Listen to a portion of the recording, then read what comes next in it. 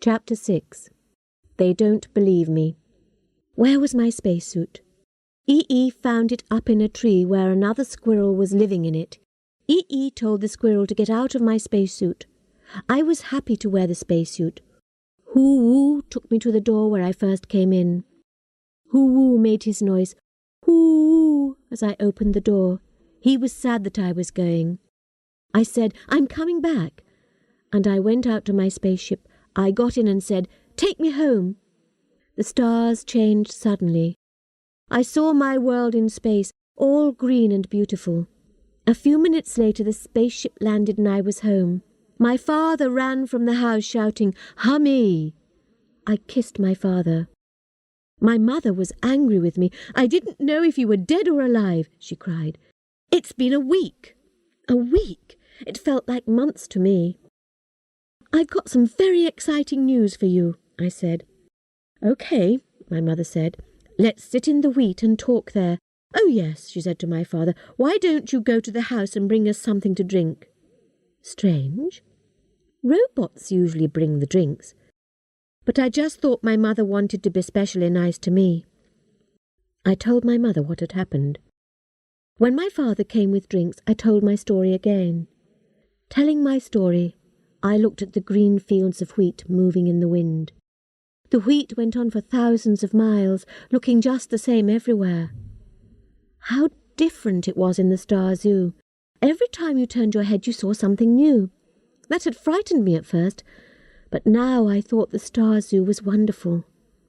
I explained that feeling to my parents. Yes, Hummy," my mother said, looking quickly at my father. I saw a spaceship land near the house. "Who's coming?" I asked. My mother and father looked at each other. Then I knew. "It's Buff, isn't it?" I said. "You called him when you were getting the drinks," I said to my father. I was really angry. "How could you? Wait, you don't believe me, do you?" "Your head is full of dreams, Hummy," my father said. "You must be married to Buff, but only for a year. Then you can get married to someone you like." I jumped up. "I hate you. Why did I come back? Why didn't I go straight to the Star Council?" Buff walked up to us. "Hello again, Kate," he said. "I still remember the first name you told me." I had an idea. "Listen to what happened to me," I said, and I told my story a third time. Buff laughed. "What a story! You can tell me stories like that every night." "So you don't believe me?" I smiled. He just laughed. "Okay, Buff," I said. "Come with me.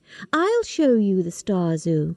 If it's only a story, I'll marry you. I'll even get married for 5 years if you want, okay?" "Why not?" Buff said. "I'll bring a robot to see what's really there. Robots never lie."